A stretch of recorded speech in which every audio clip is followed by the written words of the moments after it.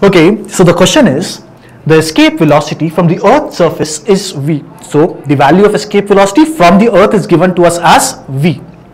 The escape velocity from the surface of another planet having a radius 4 times that of the Earth and same mass density. So we are talking about another planet whose mass density is same, however the radius is 4 times. So first let us try to calculate what is the value of escape velocity in the case of Earth. So as we know, we do remember the formula which says that escape velocity for Earth is given by under root of 2 times gm upon r, correct?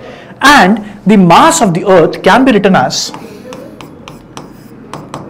density of the Earth into its volume. And what is the value of volume? It is 4 by 3 into pi into r cube, correct or not? Now let us put the value of mass of the Earth in this particular expression. So what do we get? We get this as 2 times g 4 by 3 pi r cube divided by r. Cancel out these values.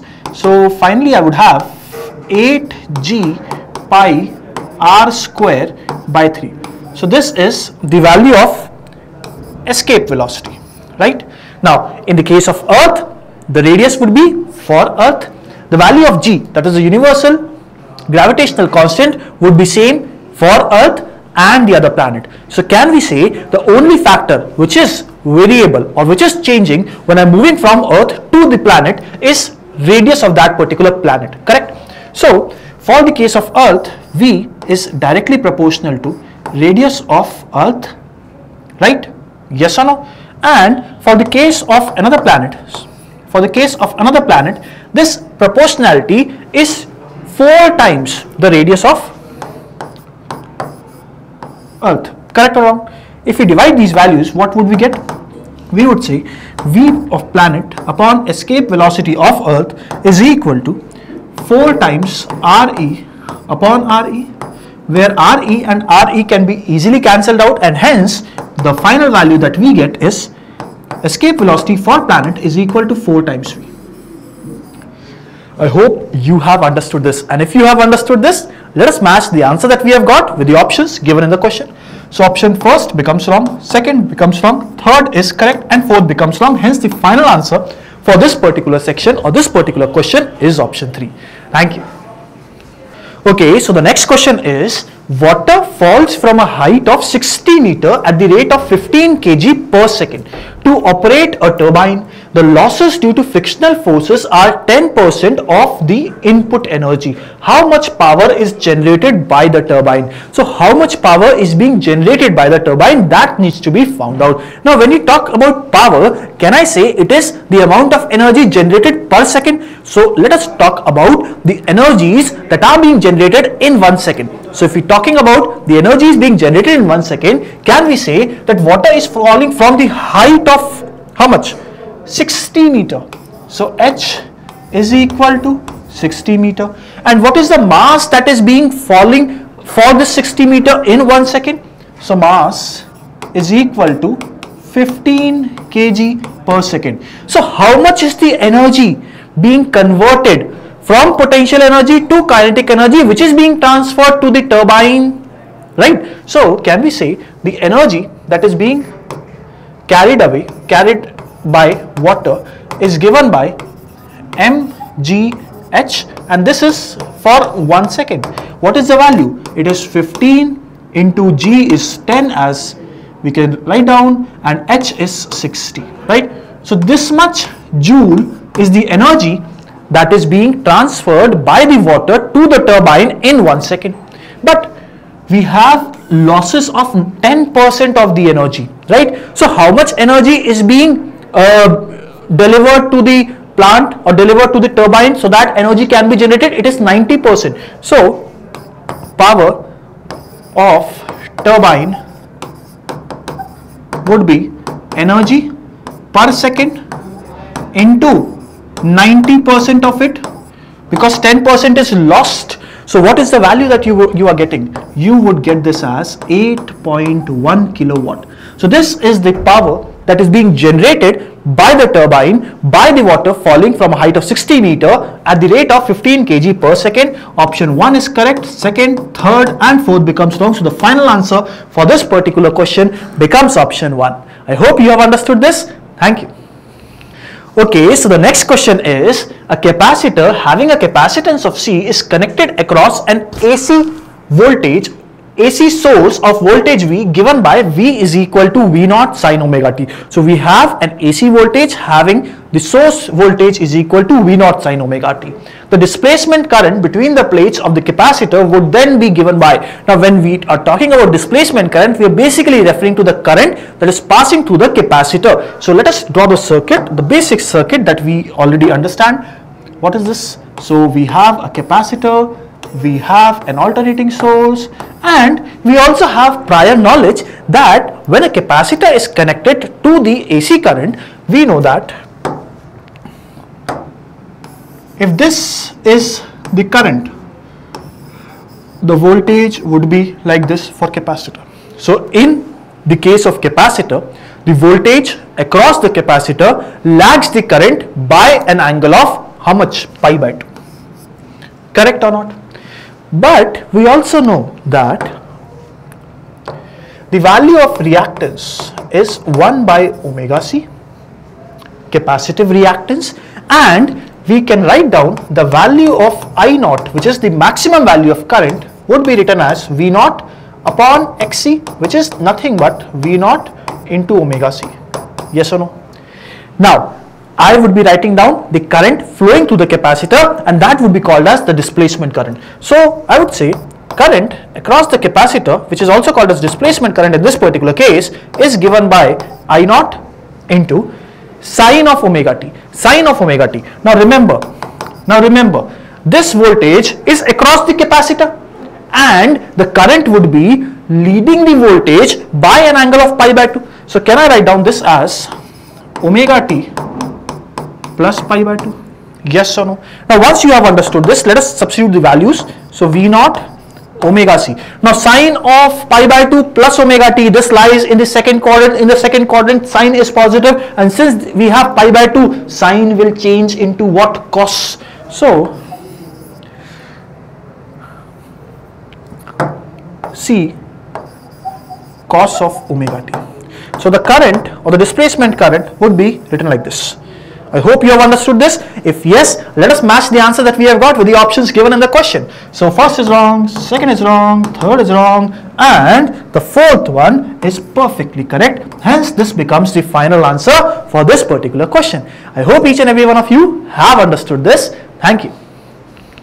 Okay, so the next question is, a nucleus with a mass number of 240 breaks into two fragments, each of mass number 120.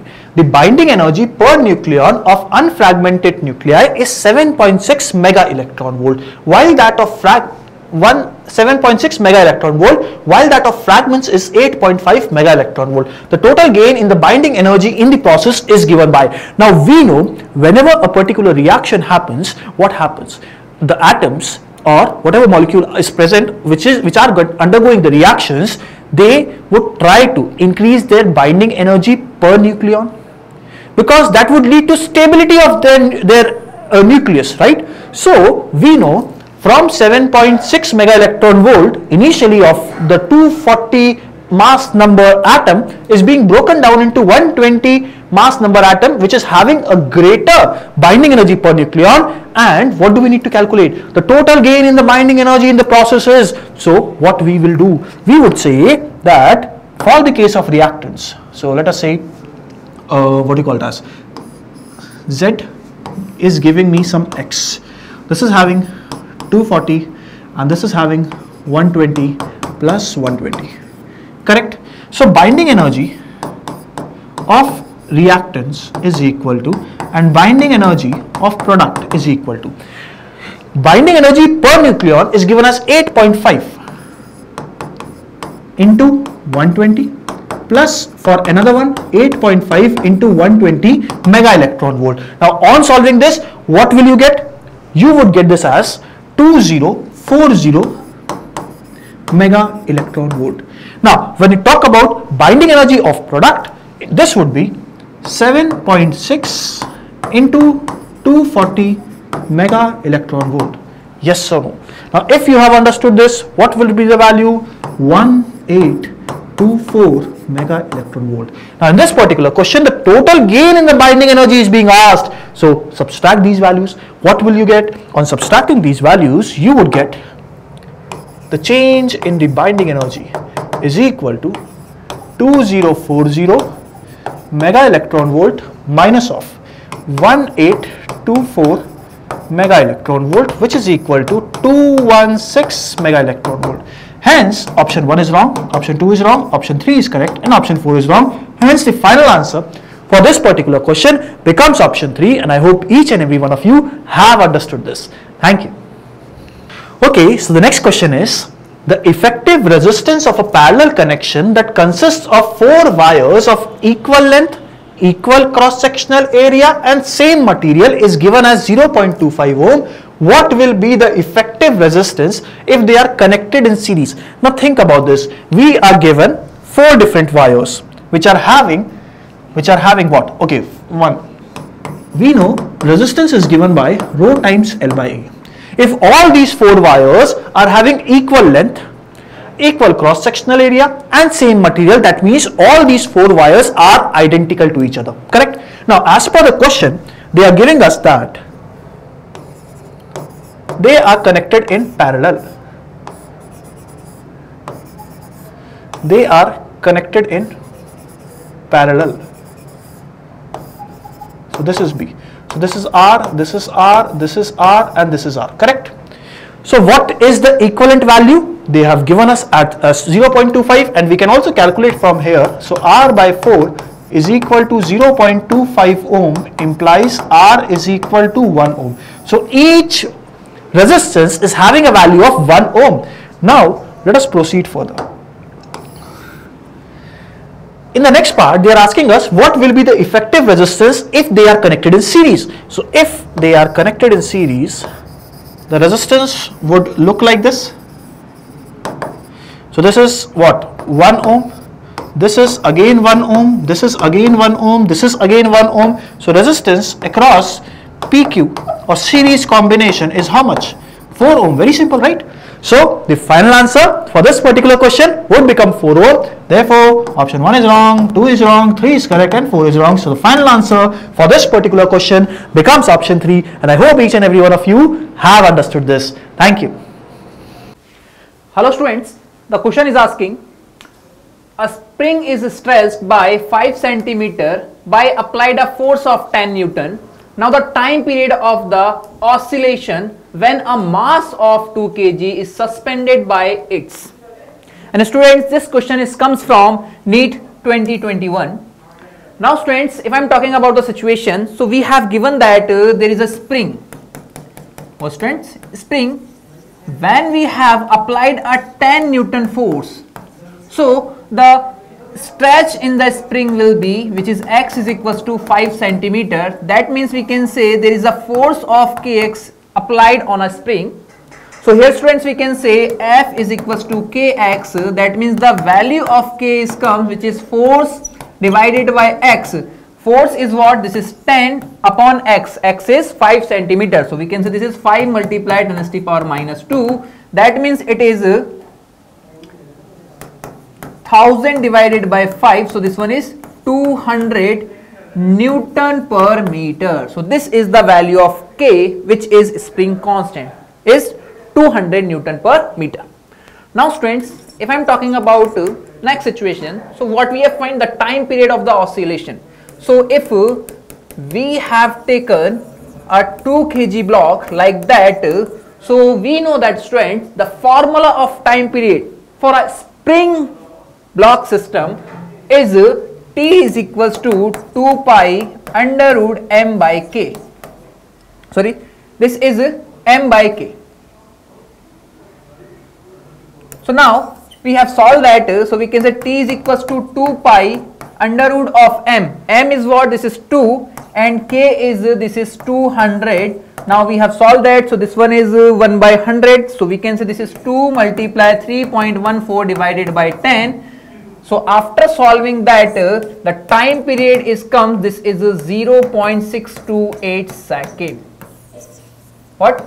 0.628 seconds. So this is the time period of oscillation of a block spring system.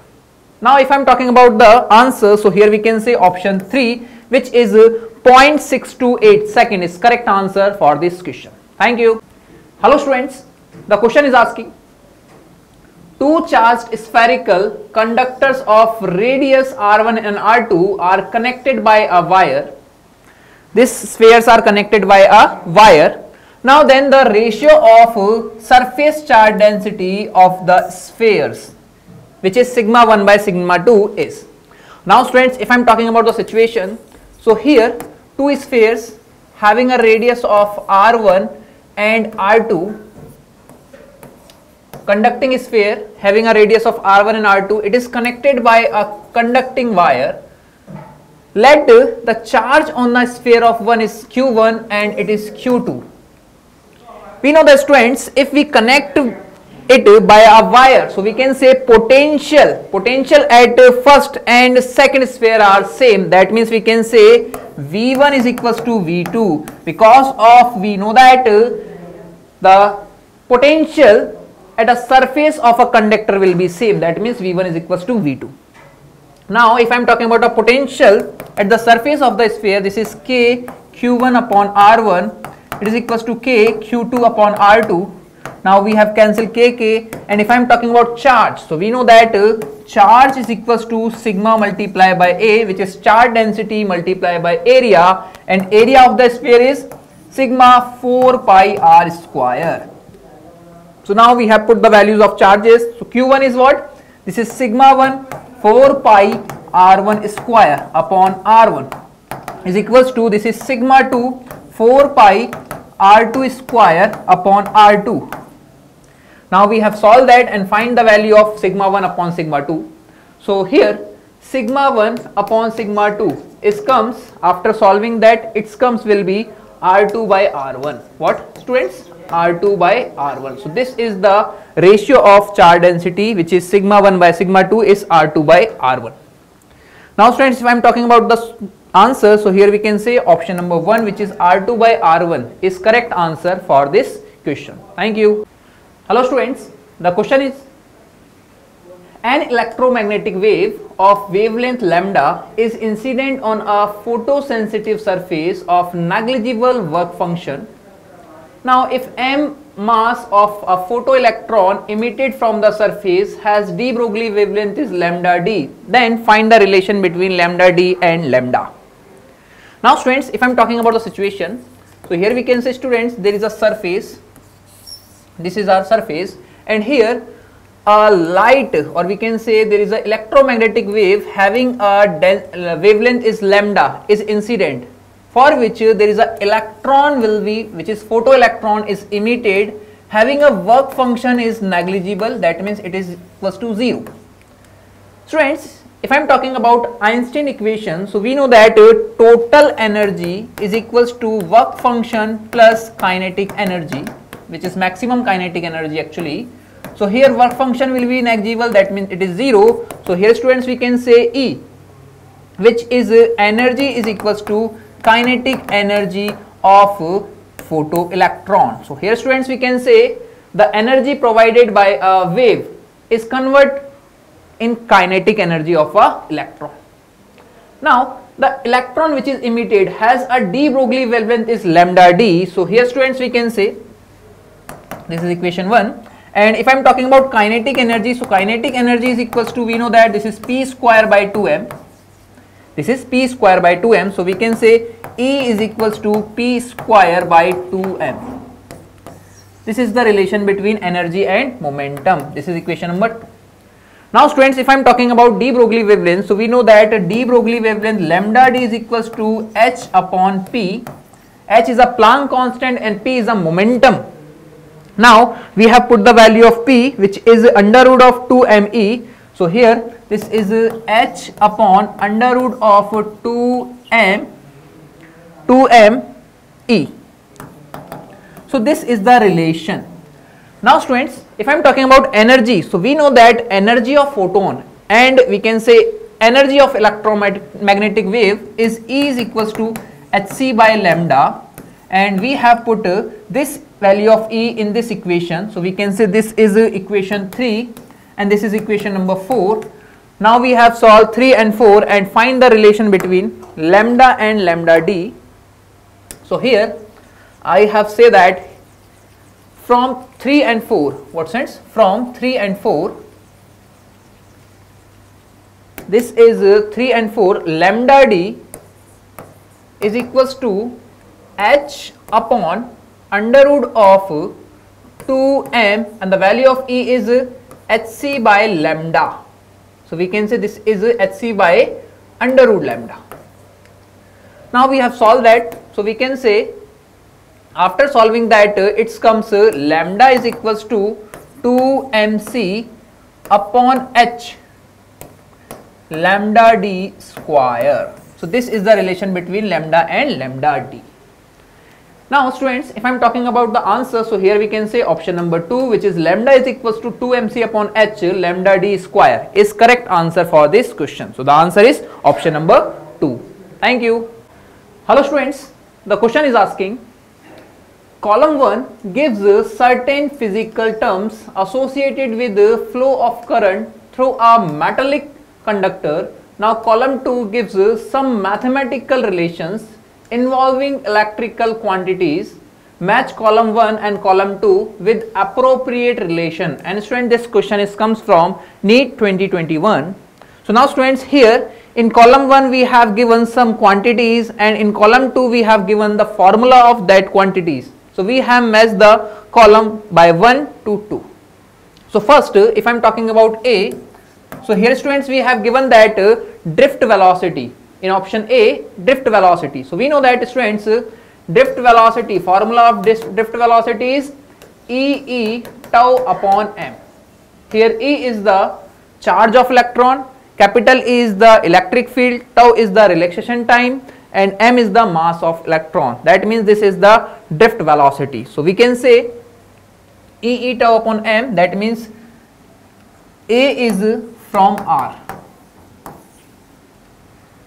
Now if I am talking about second, which is electrical resistivity. So students, we know that by Ohm's law, we know that the value of current density is equals to sigma E, and here sigma is the conductivity. That means we can say, if I am talking about E by J, so E by J is equals to 1 by sigma, and 1 by sigma is resistivity. So we can say rho is equals to E by J.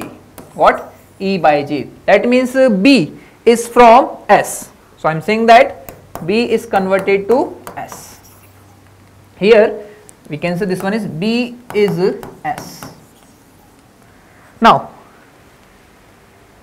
if I am talking about C or D, so here students, what we can say, if we check C, option C, or first of all we have checked option D. Option D is current density. Current density we know that D, J is equals to I by A, and I, if I am talking about current, so current is NAE VD upon A. So area we have cancelled, that means current density is equals to NEVD. So this is the formula of current density, which is D is as Q, that means D is Q. And the remaining C, if I am talking about C, which is relaxation period, so we can say relaxation period, which is tau, is given as M upon NE square rho, which is C is as Q. What students? C is as P.